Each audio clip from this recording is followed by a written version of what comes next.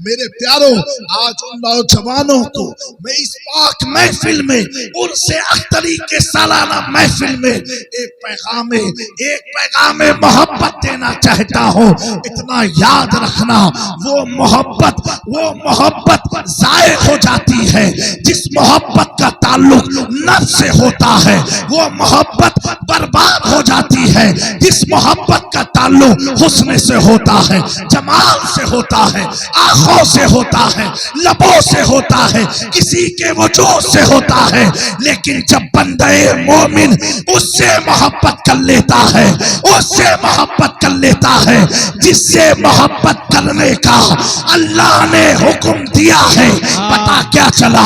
जब बंदे मोमिन उससे मोहब्बत करता है जिसे दुनिया ख्वाजा करीम नवाज कहती है, जिसे दुनिया मखदूम समनानी कहती है, जिसे दुनिया महबूबे इलाही कहती है, जिसे दुनिया शाहे आलम कहती है, जिसे दुनिया किंदील नूरानी शहबाज लामकानी हजरत महबूब सुबहानी गौसे आजम शेख अब्दुल कादिर जिलानी कहती है। अल्लाह अकबर। जब मोहब्बत कामिल हो जाती है तो मेरे वक्त का इमाम बरेली की धरती से बैठ करके आज के दौर में हर आदमी खौफजदा है, डर में मुब्तला है, कहीं बुलडोजर ना आ जाए, कोई कहीं हमें टारगेट ना बना ले, कहीं हम पर जिला वतन का हुक्म ना लग जाए। लेकिन मेरे प्यारों, ऐसी हुकूमत तो 5-5 साल में बदलती रहती है। लेकिन इमाम अहमद रजा का दौर है, उस दौर में चुनाव से नेता को नहीं चुना जाता था। वो ब्रिटिश एम्पायर का दौर था, अंग्रेजों का दौर था। और कैसा दौर था? जिस दौर में देवबंद के मौलवी बिक चुके थे, कासिम नानोतवी बिक चुका था, रशीद गंगोई बिक चुके थे। अल्लाह अकबर। देवबंद से लेके सहारनपुर, नदवा, ये सब बिक चुका था।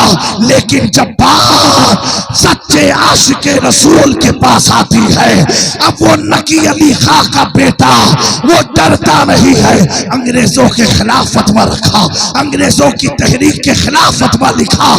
तो किसी ने पूछा, ए अहमद रजा, क्या तुझे डर नहीं लगती है? कहा, सुनो, डरता वो है जिसका कोई वाली ना हो। अहमद रजा तो कहता है, क्या दबे जिसमें हिमायत का हो, पंजा तेरा शेर को खतरे में लाता नहीं। वाह वाह वाह, ना अल्लाहू अकबर, या रसूल अल्लाह।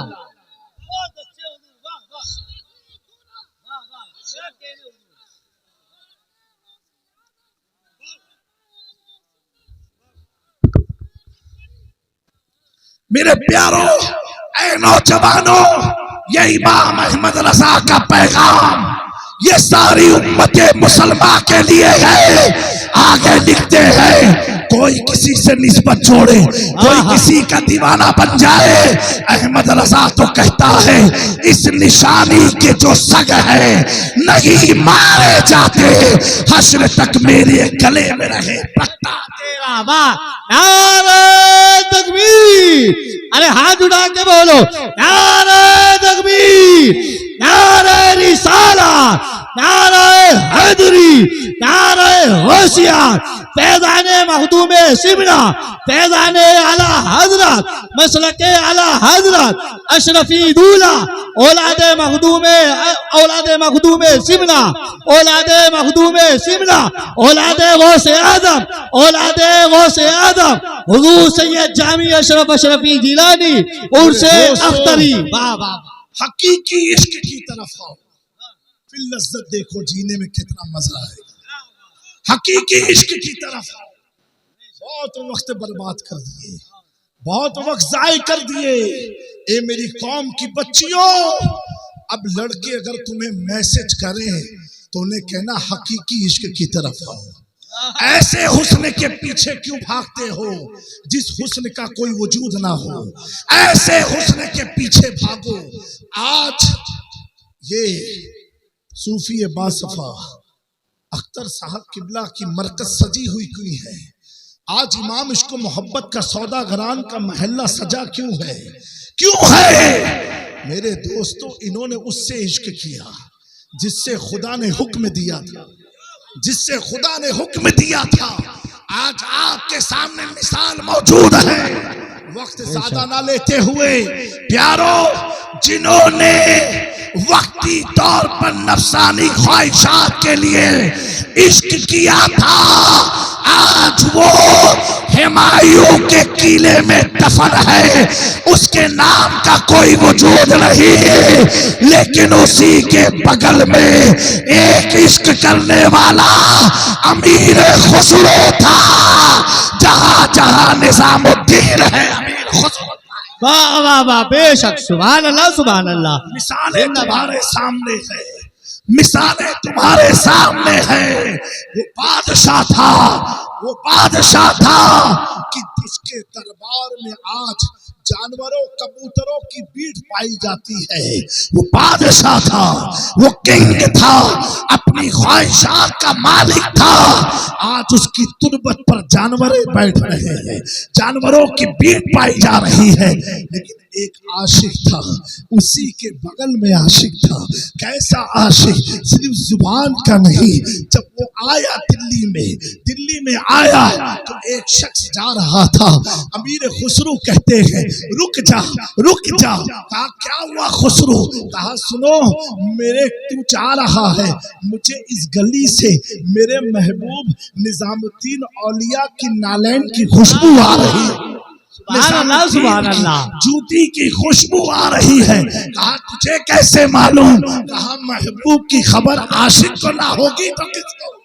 वाह वाह वाह वाह। ये इश्क हकीकी होता है कि चप्पल की खुशबू से जान गए अमीर खुसरो कि कोई मेरे पीर की चप्पल लेके जा रहा है।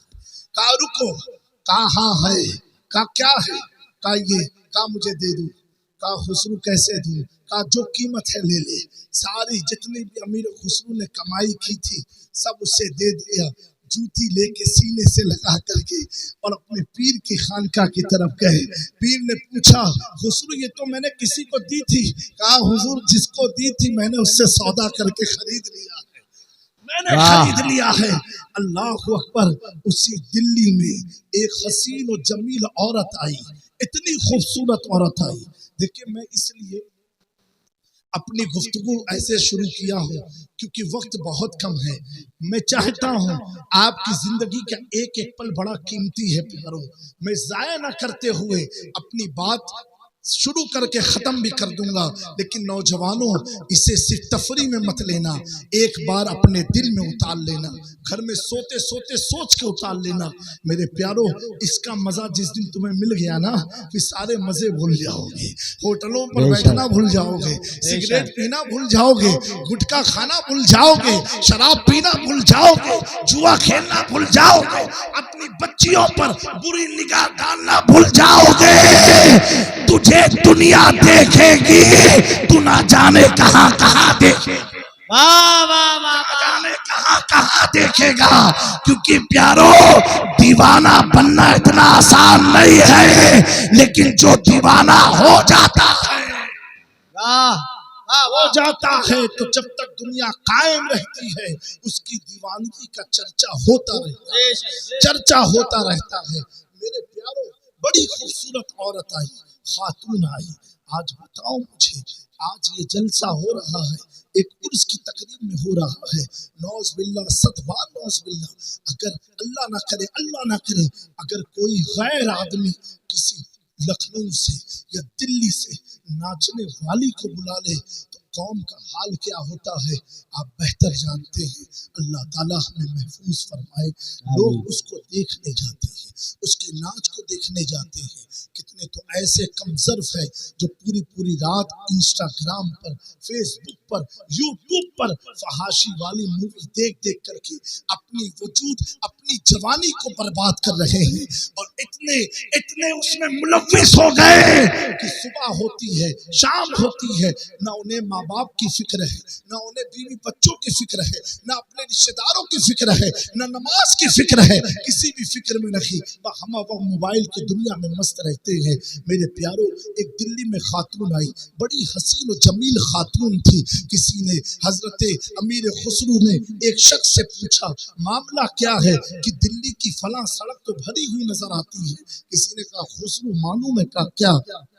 एक बहुत हसीन और जमील औरत आई है, बहुत खूबसूरत है, एक बार तुम भी आओ उसे देखने के लिए। जो उसको देखता उसका हो जाता है। खुशबू कहते हैं, जिसने एक दिल था और दे दिया है, खुशबू अब कहाँ भटकने वाला। उसने कहा, नहीं खुशबू, एक बार आके देखो, आके देखो, मेरा यकीन है। अमीर खुशबू कहते हैं, दिल ही दिल में जिसने महबूब इलाही को दिल दे दिया हो, जिसने महबूब इलाही को देख लिया हो, अब उसकी आंखों में किसका हुस्न जचेगा, अब उसकी आंखों में कौन समाएगा। बार में फिर इसरार किया।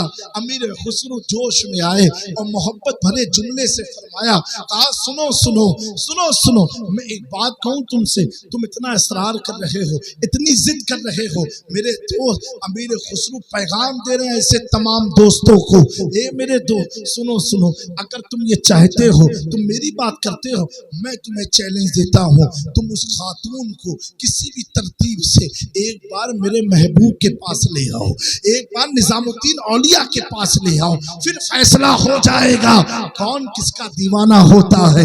एक बार लेके तो आओ। बहरहाल शर्त मंजूर हुई और उस औरत तक पैगाम गया। वो औरत अपने हुस्न के ज़ौक़ में थी, उसे इस बात का इल्म था, जो मुझे देखता है मेरी तरफ माइल होता है। चलो अगर ये चैलेंज है, मैं चलती हूँ अमीर खुसरू के चैलेंज को पूरा करने। अल्लाह अकबर। महबूब इलाही अपनी खानकाह में बैठे हैं, अमीर खुसरू दाएं बैठे हैं। वो औरत आती है, दर्द सच धज के तैयार हो करके आती है महबूब इलाही की खानकाह में। यहाँ एक बात अर्ज करना चाहता हूँ, ये तो महबूब इलाही है जिनके हुस्न का अंदाजा हम लगा नहीं सकते, लेकिन हमने जिनको देखा है, हमें जब सरकारे कला सैयद मुख्तार का हुस्न ऐसा था, अगर देखने वाला गैर हो तो कलमा पढ़ लिया करता था। ये किसी सरकारे कला नहीं, ये महबूब इलाही का। वाह वाह वाह, नारे तकबीर, नारे रिसालत, नारे हैदरी, नारे गौसियत, फैज़ाने हुजूर मखदूमे सिमना, फैज़ाने अशरफ कॉन्फ्रेंस उर्से अख्तरी अशरफी दूल्हा औलादे मखदूमे सिमना। सुभान अल्लाह। मेरे प्यारों, वो औरत सच धज करके खानकाहे निजामुद्दीन औलिया में दाखिल होती है। महबूब इलाही मसनद पर बैठे हैं, उस औरत की तरफ एक निगाह उठा के देखते हैं। अल्लाह अकबर। वो औरत कदमों पर गिर जाती है। अब इश्क का कलम उठता है, अमीर खुसरू नकल करते हैं, छाप तिलक सब छीन ली, तो से नैना मिलाई के वो औरत की कैफियत को अमीर खुसरू कहते हैं कि एक निगाह निजामुद्दीन ने डाले, वो औरत मेरे महबूब की महबूबा।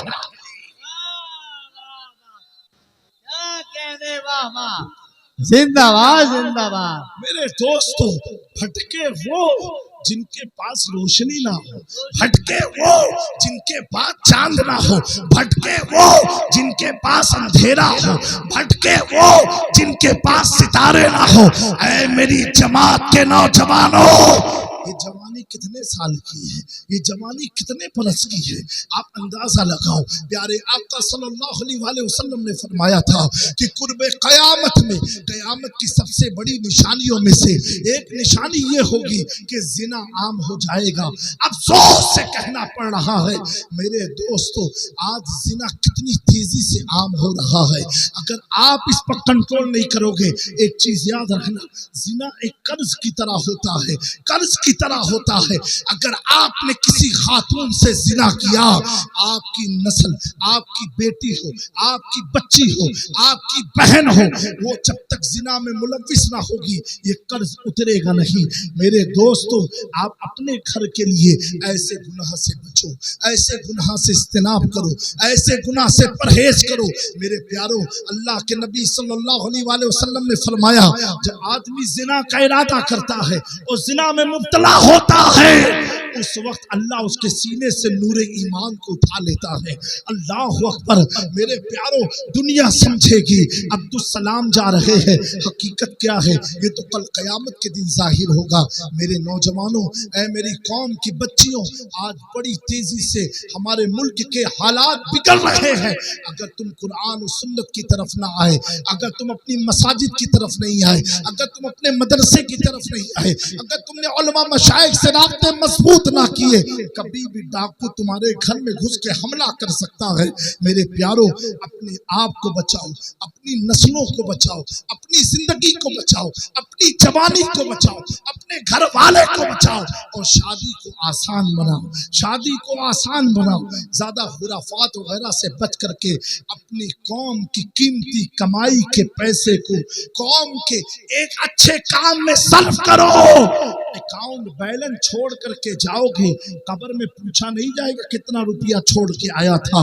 मेरे प्यारो, जो काम तुम दुनिया में अल्लाह और उसके रसूल के लिए करके जाओगे, कब्र में वो काम तुझे काम करते हुए नजर आएगा, वो काम तुझे सपोर्ट करते हुए नजर आएगा। अपने दीनी इदारे को मजबूत करो, अपने मसाजिद के अइम्मा को मजबूत करो। कैसे करो? जब आप खुद सोचते हो कि 5,000 10,000 में गुजारा हो नहीं सकता, तो एक इमाम का गुजारा कैसे हो सकता है? मेरे दोस्तों, जिसके जरिए 5 वक्त की आपकी नमाज मुकम्मल होती है, आपकी जिंदगी में उसका साथ, आपकी मौत पर उसका साथ, आपके घर में बच्चे हो तो उसका साथ, आपके घर में निकाह हो तो उसका साथ, आप उसे 5-6 हजार रुपया एहसान समझ के देते हो। मेरे दोस्तों, अगर तुम ये करते रहोगे, आज मैंने देखा बेशुमार उलमा तिजारत में चले गए, बासलाहियत आलिम दीन अपनी दरसगाह को छोड़ करके तिजारत में चले गए। क्यों? उन्हें इतनी तनख्वाह नहीं दी जाती है। मेरे प्यारो, अगर हमारी जमात के ऐसे बड़े बड़े उलमा मस्जिद को, इदारे को छोड़ते तिजारत में चले जाएंगे, प्यारो ये कौम यतीम सी हो जाएगी, यतीम सी हो जाएगी। हमारा कोई पुरसाने हाल ना होगा। मैं ये कहता हूँ, लोग कहते हैं उलमा से लोगों को मिला क्या? मैंने कहा जो आपके चेहरे पर दाढ़ी है उलमा से मिला।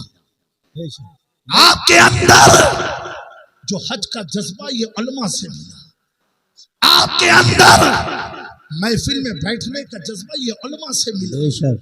आप हक हराम अगर जानते हो, हराम हलाल जानते हो, ये उलमा ने आपको समझाया।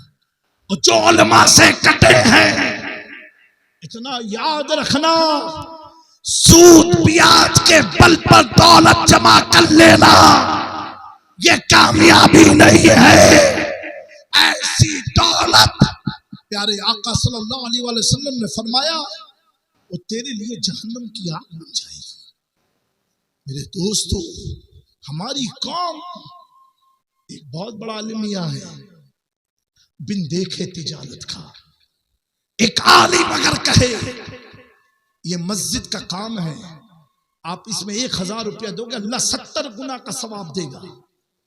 1,000 10 रुपया निकालने में दर्द होता है, लेकिन एक कोई शख्स कहे 1 लाख दे दो, 2 महीने में 3 लाख बन के दूंगा, तो तुम क्या कहोगे? 1 नहीं 2 ले लो। कितना मिलेगा? 6। हाँ, 2 ले लो।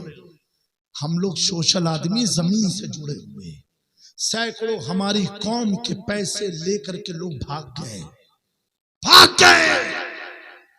1 लाख 2 लाख के चक्कर में। मेरे प्यारो, यहां तो खुदा जमानत ले रहा है, यहां तो खुदा जमानत ले रहा है। हजरत जब मदीने मुनव्वरा में बकहत शाली पड़ी, सुनना है आप लोग? हाथ उठा के बताएं जो नहीं सुनेंगे। अच्छा, माशाअल्लाह, अल्लाह आप सबको सलामत रखे। कहत शाली पड़ी और माल आए बड़े बड़े, कई सौ ऊंट पर लट करके माल अनाज आए, और अनाज किसका था मालूम है? वो हजरत उस्मान गनी अमीरुल मोमिनीन का, साहबी रसूल का, बहुत बड़े ताजिर थे, बिजनेसमैन थे। नौजवानों गौर से सुनना, बस आखिरी बात है। अनाज आया, मदीने के बड़े बड़े ताजिरों को पता चला, लोग गए। कहां गए? हजरत उस्मान गनी के पास, जो हुजूर के दामाद हैं सल्लल्लाहु अलैहि वसल्लम। कहे उस्मान, हमने सुना आपके पास बहुत माल जमा हुआ, अनाज। कहा हम आपसे खरीदना चाहते हैं। हजरत उस्मान गनी ने पूछा कितने में? कहा कि एक मिसाल में दे रहा हूं, उस आप मिसाल के तौर पर, कहा 2 रुपये में, जो भी आपकी कमाई उसका 2% हम ज्यादा पैसा देंगे। हजरत उस्मान ने फरमाया नहीं नहीं, इतने कम में मैं सौदा नहीं कर सकता। यानी 1000 का माल है, काम 3000, 2000 एक्स्ट्रा आपको देंगे। क्या इतने कम में नहीं? दूसरा ताजिर आया, कहा उस्मान तुमसे माल खरीदना चाहते हैं। कहा कितने में? कहा जो आप, कहा नहीं तुम बताओ। कहा 10 गुना ज्यादा देंगे। कहा कितना? कहा 1000 का माल है तो 10,000 हम आपको ज्यादा पैसे देंगे। ये मिसाल दे रहा हूं, क्योंकि यूट्यूब का दौर है, कटिंग वटिंग करके आप चलाओगे तो कोई भी मर्दूद खड़ा हो जाएगा। उस जमाने में रुपया था ही नहीं, तो जामी मियां ने रुपया कैसे बोला? आजकल कटिंग का दौर है ना, इसलिए मैं बार बार बोल रहा हूं, ये एग्जाम्पल दे रहा हूं आपकी समझने के लिए। फिर एक शख्स और आया, कहा उस्मान में तुझसे माल लेना। कहा कितने में? कहा जो आप बोलो। कहा 20 गुना ज्यादा देंगे। है तो उस्मान ने कहा नहीं। कहा उस्मान इससे ज्यादा तो कोई दे ही नहीं सकता, यानी 1 रुपये के माल में 20 रुपया। कहा नहीं। कहा उस्मान ये बताओ, क्या कोई और भी है मदीने में या अरब में जो इससे ज्यादा तुम्हें दे दे? कहा हाँ है। कहा हाँ है। कहा कौन है इतना बड़ा ताजिर, तो कितना दे रहा है? कहा तुम तो 20 तक दोगे ना, जिससे मैंने सौदा किया है वो मुझे 70 गुना देगा। क्या कहा? वो मुझे 70 गुना देगा। तो कहा वो देने वाला कौन? कहा वो देने वाला वो है जिसका कलमा में पढ़ता हूं ला इलाहा इल्लल्लाह, उसका वादा है कि 70 गुना दूंगा। अल्लाहु अकबर। ऐसे दौर में जब किसी का माल ना हो, कोरोना में आपने देखा कीमतें बढ़ जाती हैं, उस वक्त उस्मान गनी सौदा अपने रब से करते हैं। ये सौदा का तरीका बताया किसने? तो अल्लाह के हबीब ने बताया। अब सुनो, जो सहाबा पर तबर्रा करते हैं, मैं उनसे कहता हूँ पहले तो अपना घर तो अल्लाह की राह में कुर्बान कर, अपना माल तो कुर्बान कर। सहाबा तो इतने बड़े हैं कि जिन्होंने जब जब जरूरत पड़ी गिन करके नहीं, जितना था सब मुस्तफा के कदमों में रख दिया। मेरे दोस्तों, बुजुर्गों, ये सौदा हमें पसंद नहीं है, जबकि ये कुरान में हम वो करते जिसमें हमारा नुकसान हो, जिसमें हमारा घाटा हो। ऐ मेरी कौम के लोगों, ऐसे दीनी कोई भी इदारे हो अहले सुन्नत के, आप उसमें बढ़ चढ़ के हिस्सा लो। उसे छत की जरूरत है, छत लगवाओ। मस्जिद की जरूरत है, मस्जिद बनवाओ। और नौजवानों, मुझे मालूम है आज हमारी कौम में सबसे ज्यादा बेरोजगारी है। हमारे नौजवान पढ़ लिख के बेचारे कुछ नहीं कर सकते। तो एक चीज मैं बताता हूँ, कम से कम इतना तो कर सकते हो, वो ये है एक सर्कल बनाओ। नौजवान ग्रुप बनाओ। ग्रुप कैसे बनता है? ऐसे नहीं आओ ग्रुप बना, नहीं, तुम और तुम्हारा दोस्त है, अपने दोस्त को नमाज की तरफ लेके जाओ। आज जो हालात चल रहे हैं वक्त को लेकर के, मैं इस पर कोई बात नहीं करूंगा, लेकिन इतना आपसे कहूंगा, अगर समझदार हो तो जाग जाओगे। इमाम अहमद रजा ने कहा था, सोना जंगल रात अंधेरी छाई बदली काली है, सोने वाले जागते रहियो चोरों की रखवाली है। बहुत सोए हो। ये सब चीजें जो हमें मिली है, ये हमारे बुजुर्गों की कुर्बानी का सिला है। अब वक्त है कुर्बानी का, अब सोने का नहीं है, जागने का वक्त है। कुर्बानी का क्या मतलब? तलवार लेके निकलने का नहीं। आओ, मैं खानका से ताल्लुक रखता हूं, इमाम गजाली से पूछो कुर्बानी होती क्या है। सुनने का मूड है? देखो मेरी ट्रेन है, मुझे मालूम है मैं दम लेट चल रहा हूं, लेकिन बात जब आ गई है तो आपको सुना के जाऊंगा। आओ इमाम गजाली से पूछो। हजरत इमाम गजाली फरमाते हैं, मेरी माँ बहनों, मेरी कौम की बच्चियों, गौर से सुनना। आपने बड़ी प्यारी बात फरमाई। आप फरमाते जब कपड़ा नापाक होता है कैसे पाक करते हो बताओ? पानी से धोते 3 बार, पूरी ताकत से निचोड़ना है 3 बार, और उसके बाद क्या करते हो? कपड़ा पाक हो गया? बोलो नहीं, अभी उसे सुखाना है, उसे ड्राई करना है, धूप की शुआएं लगेंगी। नापाक कपड़ा धोने से, ताकत से निचोड़ने से और धूप की शुआओं लगने से पाक हो गया। पाक हो गया, अब आपने पहन लिया। इमाम गजाली फरमाते हैं नापाक कपड़े को पाक करने के लिए पानी की जरूरत है, फिर सूरज की रोशनी की जरूरत है जो उसे सुखा दे। कहा अगर इंसान नापाक हो जाए, इंसान नापाक हो जाए तो इमाम गजाली उसके पाकी का तरीका क्या है? ये तो कपड़ा है जो शरीयत ने बता दिया।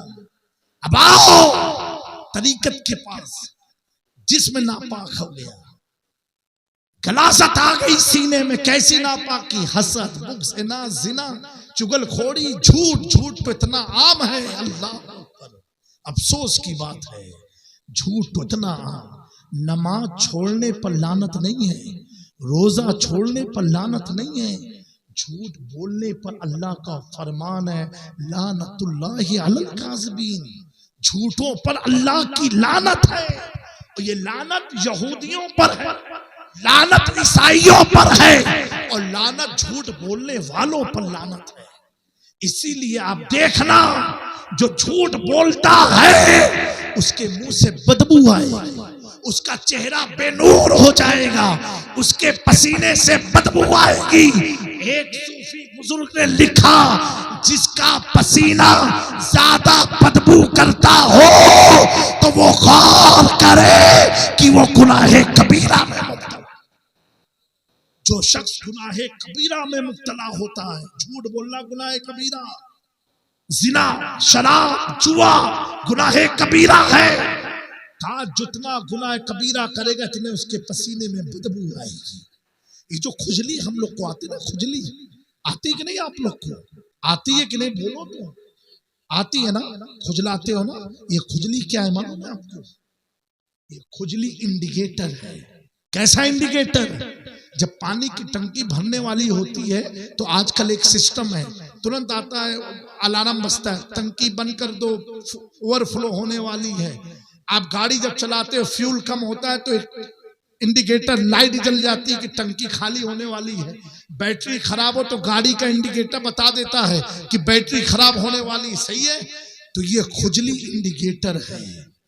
मफहूम हदीस है कि जिस शख्स को खुजली होती है वो इंडिकेटर, यानी खुजली तुम्हें कहती है इतना तूने गुनाह कर लिया, अब अल्लाह की तरफ रुजू कर, तौबा कर, माफी मांग। ये खुजली तुझे बार बार कह रही जा अल्लाह के पास जा, जा मस्जिद में जा, जा अल्लाह के पास जा, फिर भी खुजलाते रहते, समझ नहीं पाए ये नादान। ये खुजली भी कहती है किस जालिम किस पास में आ गई। मेरे दोस्तों, मैं ये अर्ज कर रहा था, इमाम गजाली फरमाते हैं अगर इंसान नापाक हो जाए तो पाकी का तरीका ये है, कपड़े को पाक करने के लिए पानी की जरूरत है, ऐसे ही दिल जब नापाक होता उसे भी पाक करने के लिए पानी की जरूरत है। कौन सा पानी? कौन सा? गंगा, यमुना, नर्मदा, जमजम? कौन सा पानी? इमाम गजाली फरमाते हैं वो पानी तो अल्लाह ने तेरे जिस्म में रखा है। आप फरमाते हैं वो तेरी आंखों से गिरा हुआ नदामत का खौफे इलाही में एक कतरा आंसू, एक कतरा आंसू, एक कतरा आंसू प्यारे आका सल्लल्लाहु अलैहि वसल्लम ने फरमाया, दो कतरे अल्लाह को बड़े महबूब है। एक खून का वो कतरा जो खुदा की राह में शहादत की वजह एक कतरा गिरता है। आप फरमाते एक कतरे में इतनी ताकत है कि एक कतरा खून जो शहादत की राह में गिरता है, अल्लाह एक कतरे से उसकी जिंदगी के सारे गुनाहों को बख्श देता है। एक कतरा। क्यों? ये दर्जा इसलिए मिला है कि शहीद जो खुदा की राह में होता है, जब पहला तलवार का हमला हो या गोली का हमला उस पर चलती है, तो उस वक्त प्यारे आका सल्लल्लाहु अलैहि वसल्लम फरमाते हैं, अल्लाह की रहमत से उसकी खास तजल्लियात का वो मोमिन मुशाहिदा करता है, खुदा की तजल्लियात को देखता है। इसीलिए हुजूर ने फरमाया, जब शहीद जन्नत में जाएंगे, अल्लाह पूछेगा, ए शहीदों, तुम्हें मेरी जन्नत में किसी चीज की कमी है? तो शहीद कहेंगे, मौला फिर से तू दुनिया बना दे, हम दुनिया में जाए और फिर से तेरी राह में शहीद हो जाए। अल्लाह पूछेगा, क्यों? कहा, इसलिए शहादत क्या, एक तरफ तलवार चल रही थी, दूसरी तरफ तेरा दीदार, तरफ तेरा दीदार हो रहा था। वो मंजर हम फिर दुनिया में जाके देखना चाहते, वो कौम को बुज़दिल बना दिया गया। मेरे दोस्तों, और दूसरा हुजूर पाक ने फरमाया खून का कतरा, और दूसरा फरमाया एक नदामत और खौफ खशियत इलाही में गिरने वाले आग का एक आंसू, एक आंसू। अब शैतान कहेगा, इतना गुनाह कर लिया, थोड़ा और कर लो, थोड़ा और कर लो। आओ रहमत वाले आका के पास, आओ रहमान और रहीम रब के पास, आओ सत्तार और गफ्फार रब के पास, आओ हय्यो कय्यूम रब के पास, आओ समीओ बसीर लतीफ और खबीर हमारे रब के पास। ऐसा रब जो मूसा की कौम मुसीबत में आए तो रब दरियाए नील में रास्ते बना देता है। वो रब के पास आओ जो यूनुस को मछली के पेट में चंद महीने जिंदा रखता है। आओ उस मुस्तफा के पास, जब जालिमों ने ईसा मसीह को सूली पर चढ़ाया, अल्लाह ने अपनी कुदरत से ईसा को आसमानी दुनिया पर, आओ उस रब के पास कि जब मेरे आका सल्लल्लाहु अलैहि वसल्लम गारे हीरा गारे सौर में गए तो मकड़ी के जाले लग करके महबूब खुदा की हिफाजत किया। बड़ा करीब है वो, तो कहता मेरे बंदो आओ, तो वो तुम्हें हर रात पुकारता है। ऐ मेरे बुजुर्गों, हर रात तुम्हें सदाएं देता है। रात के आखिरी पहर में कहता है, ऐ मेरे बंदो, कोई है इस तन्हाई में मुझसे बात करने वाला? कोई है इस तन्हाई में मुझे याद करने वाला? कोई है इस तन्हाई में मुझसे मग़फ़िरत तलब करने वाला? कोई है इस तन्हाई में मुझसे राजी हो, मुझको राजी करने वाला? कोई है दौलत मांगने वाला, बच्चियों का रिश्ता मांगने वाला? उस वक्त हमारी कौम के नौजवान अक्सर चार चौराहे पे, घर के नुक्कड़ पर, मोटरसाइकिलों पर, अपने पलंग पर, मोबाइल पर बिजी रहते, जब रब अपने बंदे को पुकारता, जब तू उसकी पुकार पर उठा नहीं और फिर ये उम्मीद रखता है कि अल्लाह इन जालिमों को हटाएगा कब, ये हटेंगे कब, ये जाएंगे कब? तू गुनाह को छोड़ देना, अपने आप इन जालिम तुझसे मोहब्बत करने वाले हो जाएंगे। देखो इजराइल में कैसी आग लगी।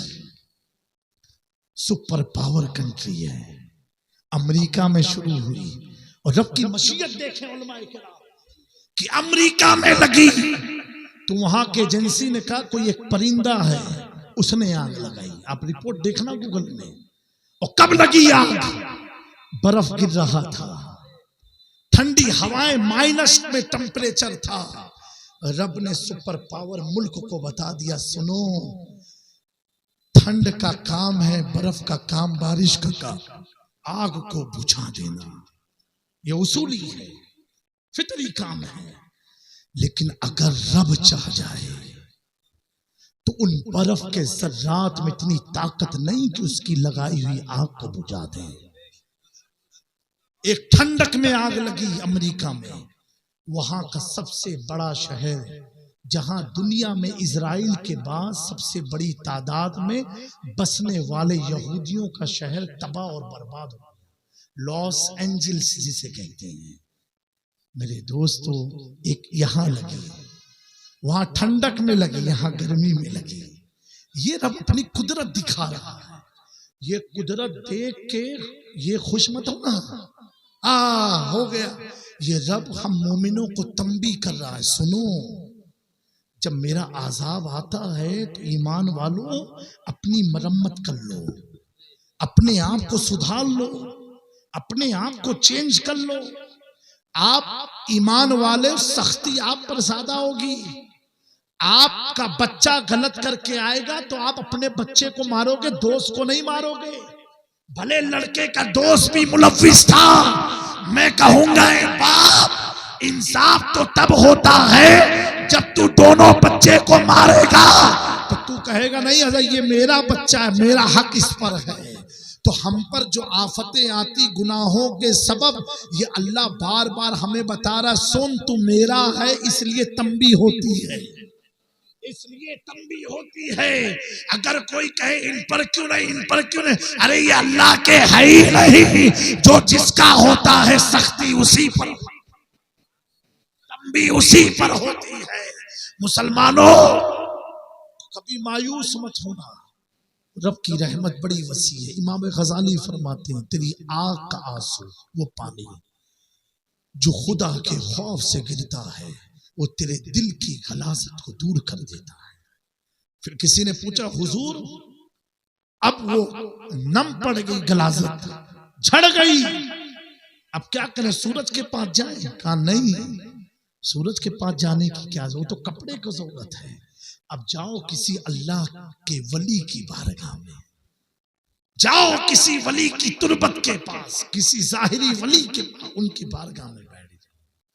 काश सूरज की शुआएं जो काम नहीं कर पाती हैं, वो अल्लाह के वलियों की निगाहें काम करती हैं। अल्लाह के वलियों की निगाहे वली में वो तासीर देखी, बदलते हजारों की तकदीर। वो चोर चोर था, लेकिन जब निगाह अब्दुल कादिर जिलानी की पड़ गई, अब चोर नहीं है, वो वलियों का सुल्तान बन गया। मेरे दोस्तों, ऐ मेरी कौम के लोगों, तो मैं अर्ज कर रहा हूं कि ऐसे वक्त के जो मामलात हैं उसमें बेचैनी है, बेकरारी है। अगर जिसको ना हो वो अपने ईमान का मुहासबा करे, अपने ईमान के बारे में फिक्रमंद हो, अपने ईमान के बारे में गौर करे। लेकिन मैं कहता हूं, एहतिजाज हो, कुछ भी हो करो, वो तुम्हारे इख्तियार की चीज है। लेकिन सबसे पहला एहतिजाज, अगर तुम इस मैटर में सीरियस हो और अल्लाह की मोहब्बत, उसके रसूल की रजा के लिए करना चाहते हो, मैं उस वक्त मानूंगा कि तुम दयानतदार हो दीन के साथ, तुम ईमानदार हो दीन के साथ, तुम अल्लाह की रजा चाहते हो, तुम रसूलुल्लाह की रजा चाहते हो। तो सड़कों पर निकल के मैं इसे समझता हूँ, ये तो तुम्हारी रूटीन है, तुम्हें तो शौक है, बस कोई मौका मिले मोटरसाइकिल लेके निकल जाए, कोई मौका है परचम लेके निकल जाए, कोई मौका है सड़कों पर नारे लगा दे। मैं कहता हूँ, जब तुम अपनी फितरत के खिलाफ और हकीकी तौर पर फजर के वक्त अपनी मस्जिदों को भर दोगे, कसम खुदा की, किसी कौम में ताकत रही उस मस्जिद को कोई गिरा दे। वाह वाह, सुभान अल्लाह, सुभान अल्लाह। ये बड़ा एहतिजाज है, ये बड़ा एहतिजाज है। अपनी मस्जिद को, इलाके की मसाजिद को पांचों वक्त ऐसे भर दो जैसे गैरों को महसूस हो कि आज ईद का दिन है क्या, आज जुमा का दिन है क्या। मेरे दोस्तों, अगर तुमने मस्जिदों को वीरान रखा, बस खत्म करता हूं, और रोड पर निकलते रहे, कुछ भी करते रहे, कयामत के दिन उनसे ज्यादा तुम्हारी पकड़ होगी। जिस घर को आबाद होने का हुक्म था, उसे छोड़ के तू सड़क पर निकल आया है। आजा मस्जिद में, आजा खुदा के घर में, आजा अमन वाली जगह में, आजा जहां खुदा मिलता है, आजा जहां तेरी किस्मत की मेराज होती है, आजा वहां जहां खुदा की रहमत तुझसे करीब होती है, आजा वहां जहां तू सजदा करता है तो एक ही पल में खुदा का दीदार हो सकता है। आजा उस घर में और आने के बाद गिड़गिड़ा करके रो। बेशक सुभान अल्लाह सुभान अल्लाह। मैं तो ये समझता हूँ मेरी कौम के लोगों, आप मेरे पास रोने में फख्र करोगे, इमाम के पास रोने पर फख्र करोगे, इलाके वालों के पास गरीबी के रोने पर फख्र करोगे, लेकिन ये मेरी कौम के लोगों, आप वहाँ रो रहे हो जहाँ आपके रोने की कोई कीमत नहीं है, बल्कि आपका मजाक बना रह जाएगा। अरे ये तो पागल है, जहाँ देखो वहाँ रोता है, जहाँ देखो वहाँ रोता है। मैं कहता हूँ दोस्तों, हाथ जोड़ के कहता हूँ, मेरी कौम की बच्चियाँ हो, ऐ नौजवानों, रोना है, फरियाद सुनानी है, मस्जिद में आ जाओ। अगर बच्चियां हैं, अपने घर के किनारे कोई कमरे में 2 रकात नमाज पढ़े, इस्तग़फ़ार की नीयत से अपनी फरियाद को अपने रब को सुनाओ ना, अपने रब को सुनाओ ना। वो रब तो कहता है अल्हम्दुलिल्लाहि रब्बिल आलमीन, तमाम तारीफें अल्लाह के लिए जो तमाम आलम का पालनहार है, अर्रहमानिर रहीम है, मालिक यौमिद्दीन है। नगर नगर डगर डगर घर घर दोस्तों, ऐ बाप को फरियाद सुनाने से फरियाद का हल नहीं होता है। आजा रब्बुल आलमीन के पास, आजा। अगर तू रोएगा तो तेरे रोने से तेरे दर्जे इतने बुलंद हो जाएंगे कि जो भी तुझे देखेगा कहेगा अल्लाह अकबर, अब तो सलीम भाई बड़े रोने वाले हो गए, अल्लाह से डरते हैं। तेरी इज्जतें बुलंद होने लगेगी, समाज में बुलंद होने लगेगी, और तेरे रोने का कोई मजाक भी ना उड़ाएगा। वो रब है जिससे तेरा मामला होने वाला है, वो तो मुसर्रिफुल कुलूब है, उसके दिल को तेरी तरफ फेर देगा, तेरा काम भी हो जाएगा और किसी का एहसान भी सर पर नहीं रह जाएगा। बेशक सुभान। लेकिन हमने खुदा से मांगना छोड़ दिया, बड़े अफसोस के साथ कहना पड़ रहा है, खुदा के पास जाना छोड़ दिया, खुदा से बेताल्लुकी कर ली, खुदा को याद करना बंद कर दिया। हमारी कौम का ये हाल है। अल्लाह अकबर कि साल साल बीत जाएं, हमने तो कुरान को देखना बंद कर दिया। मेरे प्यारों, ऐसी जिंदगी नहीं गुजरने वाली। खुदी को कर बुलंद अब इतना कि हर तकदीर से पहले कि खुदा बंदे से पूछे, बता तेरी रजा क्या है, बेशक तेरी रजा क्या है। और एक इस महफिल का, ये उर्स का एक पैगाम है। हजरत जुनैद बगदादी फरमाते हैं, मैंने जुमला एक बीच में दिया था, बात निकल गई थी, अकाउंट बैलेंस जमा करने से, खेत खलियान से तुम्हें ना कब्र में फ़ायदा ना आखिरत में। ये दुनियावी फ़ायदा है, वो भी ऐसा फ़ायदा है जब तक खेत है तो 10 लोग कहेंगे आइए मुखिया अस्सलाम वालेकुम, चाय पीने लोग बैठ जाएंगे। और जिस दिन तेरी हैसियत ख़त्म हो गई ना, जो तेरे बगल में बैठता था वो तेरी बुराई करना शुरू कर देगा। ये सब दिखावा है, इसका कोई हल नहीं। मेरे प्यारो, हजरत जुनैद बगदादी फरमाते हैं कि आपका जब इंतकाल हुआ तो आपके एक मुरीद ने ख्वाब में कहा हुजूर के साथ क्या मामला हुआ होगा। हजरत जुनैद बगदादी अपने उस मुरीद के ख्वाब में आए। मुरीद पूछता, हुजूर आपके साथ कब्र में कैसे मामले हुए? अल्लाह अकबर। हजरत जुनैद बगदादी फरमाते, बेटा मैंने जिंदगी में जो भी तकरीरें की सब फिजाओं में रह गई, सब हवाओं में रह गई। जो कुछ भी लिखा पढ़ा सब फना हो गया, कुछ काम नहीं आया। तो कहा हुजूर तो काम क्या आया?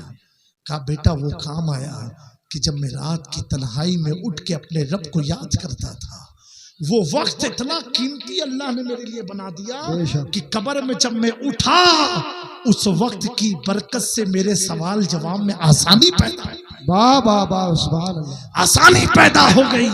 जुनैद बगदादी फरमाते, हर अक्लमंद शख्स को एक चीज याद रखनी चाहिए, सुनेंगे? हर अक्लमंद को एक चीज याद रखनी चाहिए। क्या? आप फरमाते हैं मरना तो सबको है ना, नहीं कोई हकीम है ऐसा इस इलाके में जो जीने की दवा देता हो? कोई है? कोई है? अरे कोई नहीं दे सकता। जीने की दवा भी तो कुरान देता है।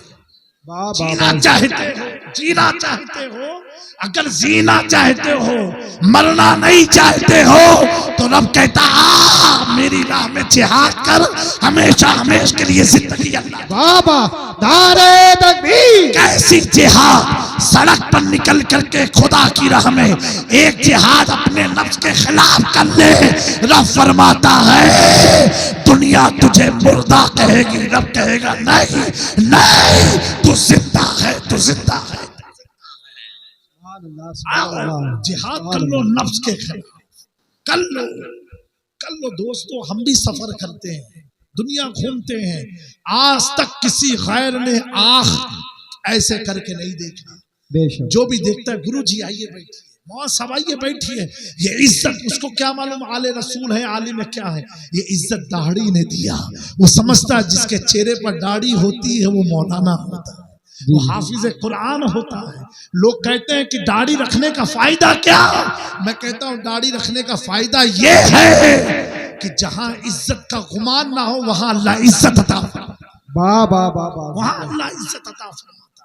मेरे प्यारों, जो दिल्ली तक ना गए हो उन्हें खौफ आता है दाढ़ी रखने से क्या होगा। अल्हम्दुलिल्लाह अल्हम्दुलिल्लाह 20 मुल्क का सफर किया है, पूरे भारत कश्मीर में कई बार गए, लेकिन कभी भी अभी अमेरिका का वीजा लगा, अभी फिर से लगा अल्हम्दुलिल्लाह। उसने एजेंट ने कहा कि गुरुजी टोपी उतार के जाइएगा क्योंकि हालात अभी सही नहीं चल रहे हैं कि अमेरिका का इंडिया का। मैंने कहा सुनिए अनिल भाई, टोपी तो मेरी शान है, मेरी इज्जत है, अगर ये हटा के वीजा लेना है तो ऐसे वीजे पर कोई जरूरत नहीं है, मेरा मुल्क मेरे लिए काफी है। इतना जरूरी भी नहीं है कि अमेरिका जाना ही बहुत जरूरी है, लेकिन अल्हम्दुलिल्लाह गए, टोपी के साथ फोटो खिंचाया, टोपी के साथ एमबीसी गए, दिल्ली एमबीसी में गए। अल्हम्दुलिल्लाह ये हमारी इज्जत है, ये हमारा, इससे हमें इज्जत मिलती है। जी जी, जिसने समझा इससे क्या फायदा है वो हमेशा नुकसान में रहेगा, हमेशा। सबसे बड़ा फायदा क्या है मालूम है? साइंस कहती है जिसने दाढ़ी रखी है, जी जी, दो चीज है, बस खत्म कर दूंगा ना तो बात खुलती जाएगी। दाढ़ी रखने का दो फायदा साइंस कहती है। एक वो फायदा, पर्दे में रख के बात करता हूँ, माँ बहनें मौजूद हैं। आज सबसे ज्यादा इश्तिहार यूपी में हर जगह हकीम इकबाल, हकीम जुनेद हर जगह नजर आते हैं, ठीक है। साइंस कहती है जो दाढ़ी पर शेविंग करते हैं, जो शेविंग करते हैं वो मर्द मर्द नहीं नामर्द हो जाते हैं। साइंस का कहना है। आज इसीलिए देखो हर गली कुचड़ में इसी की दवा लोग खा खा करके किडनी फेल करा रहे हैं अपनी, मेरे प्यारों। और दूसरा फायदा ये साइंस कहती है जिस जो दाढ़ी रखता है उसे कभी गले का कैंसर नहीं हो सकता। जी जी, उसे कभी गले का कैंसर नहीं हो सकता है। आप देखो सही, एक मौलाना दुबला पतला कमजोर मौलाना जब शादी करता है 5-5, 6 बच्चों का बाप बनता है, 5,000 कमा करके, एक लाखों कमाने वाला लाखों बार चप्पलें लगड़ता है। कोई ताबीज मिल जाए औलाद के लिए, कोई हकीम मिल जाए औलाद के लिए, कोई ये मिल जाए औलाद के लिए। अरे औलाद चाहिए तो सुन्नते मुस्तफा सजा, बाबा जिंदाबाद, सुन्नते मुस्तफा सजा ले तो हकीमों का चक्कर नहीं लगाना पड़ेगा। हकीम तेरा चक्कर लगाएगा। मौलाना साहब खाते क्या हो, खाते क्या हो? मेरे दोस्तों, ऐ मेरी कौम के लोगों, एक गले का कैंसर नहीं होगा और हमेशा मर्द वाली शान के साथ रहोगे। समझे मेरी बात को? जी जी, ये तो हुस्न में इजाफा करता है। जी जी, अल्लाह ने सबसे खूबसूरत किसे बनाया? अपने महबूब को बनाया। अगर दाढ़ी हुस्न में इजाफा ना करता तो क्या होता मालूम है? तो हुजूर को दाढ़ी ना होती। जी जी, ये दाढ़ी तो हुस्न को बढ़ाता है। जी जी, समझे मेरी बात को? और दूसरी बात ये मेरे प्यारों, पाक साफ रहो, खड़े होकर के पेशाब मत करो, और खड़े होकर के पेशाब करते हो उससे आप नापाक नहीं होते हो। ये भी बहुत बड़ा मसला है। जी जी, बाबू नमाज पढ़ लो, हजरत नापाक है, अबे हमें मर जाइए तो नापाकी में मरियो। जी जी, क्यों नापाक हो? हजरत वो माफ करना, खड़े होकर के कर लिया था। अच्छा, तो खड़े होकर करने से आप नापाक नहीं होते हो, इसको जहन में रखना। आप जो है इस्तिंजा खड़े होकर के करना तो मना है। जो शख्स खड़े होकर के इस्तिंजा करने की आदत रखता है साइंटिफिक रीजन से, ये हुजूर पाक सल्लल्लाहु अलैहि वसल्लम फरमाया उसको दिल की बीमारी होगी। और साइंस भी ये कहती है कि हार्ट अटैक का जो केस नौजवानों में बढ़ रहा है, उसकी असल वजह यह है खड़े होकर के पेशाब करना। अब देखो ना, नौजवान 25 साल 30 साल के लड़के क्या दिल का दौरा पर मर गए, कैसे? अटैक आ गया, साइलेंट अटैक। साइलेंट अटैक खड़े होकर जो तुमने पेशाब किया। प्रैक्टिकल देखना, कभी खड़े होकर के तो मैं कहता हूं मत करना, बीमारी है। और बीमारी जब हुजूर ने कह दिया तो मरने से पहले वो बीमारी तो आके रहेगी। वो अगर बची है तो समझना तेरे माँ बाप की दुआएं हैं, तेरे मुर्शिद की दुआएं हैं कि तू बचा है। जिस दिन इनका साया तेरे सर से हटा, तुरंत बीमारी तेरे पीछे। याद रखना मेरे प्यारो, हर चीज बदल सकता है, फरमाने रसूल नहीं बदल सकता, वो बदल ही नहीं सकता। मेरे दोस्तों, उससे आप नापाक नहीं होते, बल्कि इस्तिंजा मुकम्मल करके आप कुछ पत्थर वगैरह रख लो, अगर मजबूरी तय तो उससे साफ कर लो।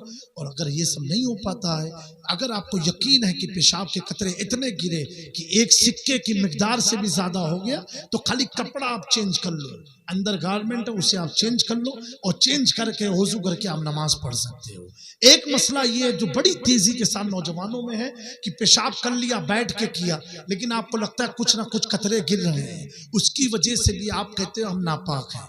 तो वो नापाकी के कतरे नहीं होते हैं, उसका मसला ये है, अगर आपको ये है पेशाब करने के बाद, इस्तिंजा लेने के बाद, धोने के बाद भी आपको चंद कतरात गिर रहे हैं, तो जब आप मस्जिद में जाएं, वुजू करें, तो पहले हाथ धो के पानी हाथ में ले, एक चुल्ले में लेके पानी गिरा करके अपनी इस्तिंजा वाली जगह पे से छिटा मार लें। बस एक बार आप पाक हो गए, वुजू कर लिया, नमाज पढ़ लिया।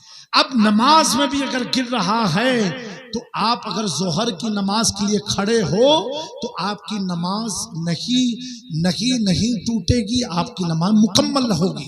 लेकिन अब असर का वक्त हो गया तो फिर आपको नया वुजू करना पड़ेगा। फिर असर का वुजू कर रहे हो, गिर रहा है, कोई दिक्कत की बात नहीं है, आप पाक ही रहोगे। खुद मुस्तफ़ा का गुलाम नापाक नहीं होता है, नापाक नहीं होता है, आप पाक ही रहोगे। और जब भी सुबह उठो तो वुजू कर लिया करो, हाथ मुंह सब तो धोते, मंजन ब्रश करते हो कि नहीं करते हो? आजकल तो हमारी कौम कहती है शेर कहाँ मंजन कर, शेर कौन है? शेर का हाल ये है कि गीदड़ की तरह। शेर ऐसे मत बनो।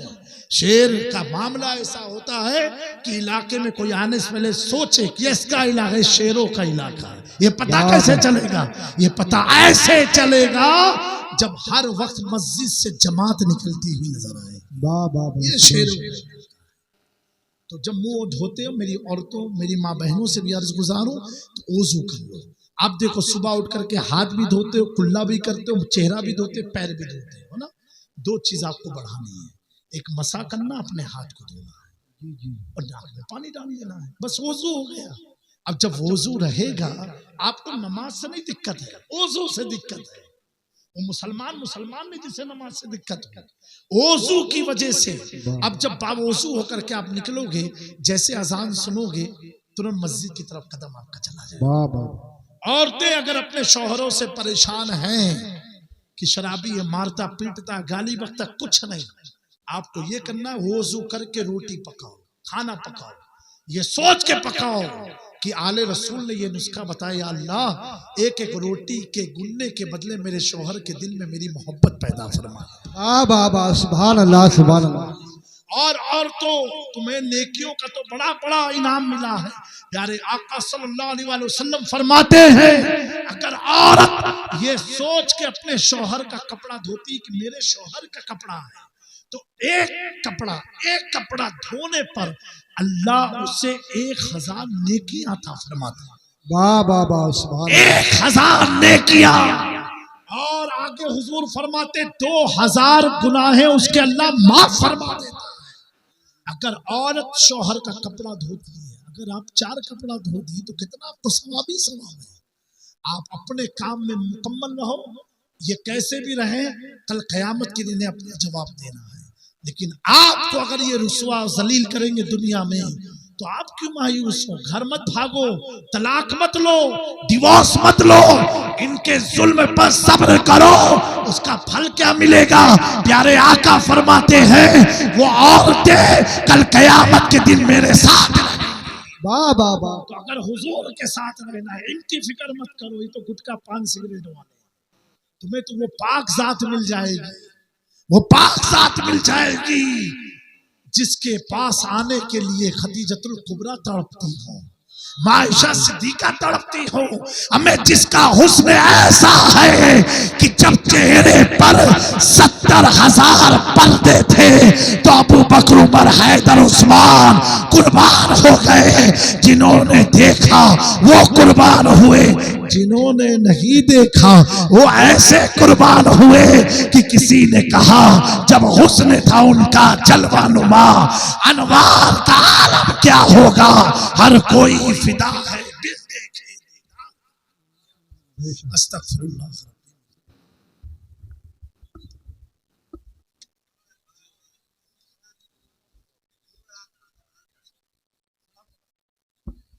कमाल तब माना जाएगा जब इंशाअल्लाह आने वाले साल में हमको यहाँ के उलमा ये खबर दे, हजरत वाकई में बड़ी तब्दीली आई है। मुस्तफा जाने रहमत लाखों सलाम मुस्तफा।